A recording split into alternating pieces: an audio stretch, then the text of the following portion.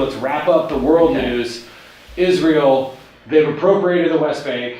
Well, I actually or they intend to appropriate Well, the West Bank. it wouldn't be the whole thing. I have to actually, I haven't seen a map, honestly. I'm not as up to speed on this issue, but yeah, Netanyahu's doubling down on settlement policy, which is, of course, basically he feels like he's not going to make peace with Hamas, and the Palestinian Authority has sort of been isolated.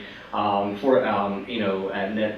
he's getting pressure as a right wing because he didn't, a lot of right wingers are like, well, you need to fully invade Gaza, and nobody wants to do that. So I think that's going to cause a lot of conflict, and it's also an open thumb in both Obama and Kerry's eyes right now. And I think the problem with that is, as a short term, the Israel lobby in America is very strong, and a lot of people will support it, but there is increasingly a rift in the public's ability to support this stuff, and I think it's very dangerous if and there are a lot of people in Israel, sort of domestic Israeli politics, who really see a problem down the line. Is if U.S. foreign policy and Israel's don't align, the more the trajectories diverge, the greater isolation and instability Israel's going to have to deal with down the line. So I think it's a very short-sighted policy. I mean, we're kind of at a stalemate. Mm-hmm. Israel's obviously the stronger power. Mm-hmm.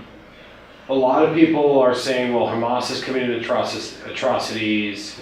The problem is both sides have to deal with each other. Right. And neither side is prepared to deal with each other. It's basically, you have two siblings, if you will. I know. No, they call them the cousin. So that's Israel in a nutshell. I mean, there's more going on, but ultimately it's sort of in a stalemate. Neither side will see each other's side. Right. They're not willing to. It's to both sides' constituencies not to actually make peace. The radicals on each side are the ones controlling the peace process, which means there isn't a peace process.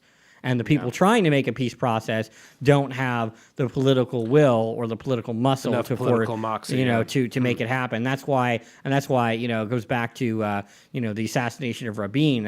He was the one guy on the Israeli side that truly had the legitimacy to make a deal. And certainly in a lot of ways Arafat was too, and both these guys are gone. And you think without Hamas, Palestinian can negotiate better? Absolutely. I mean, is that kind of a no-brainer? Yeah. Well, in my opinion, it's a no-brainer. Right. Obviously, a lot of people would not agree with that. But I think if Hamas didn't have the line that they did, I think the Palestinians, Abbas in the West Bank and Fatah would have a much stronger hand.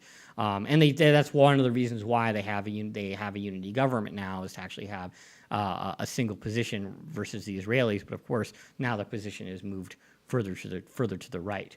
So it's not an improved position. No end in sight. That one's ongoing. And thank you again for listening to the World News and Current Events with Tal Greenberg. You're watching the Sam Jack Podcast. I'm not a professional, but wait, I am. We'll be right back.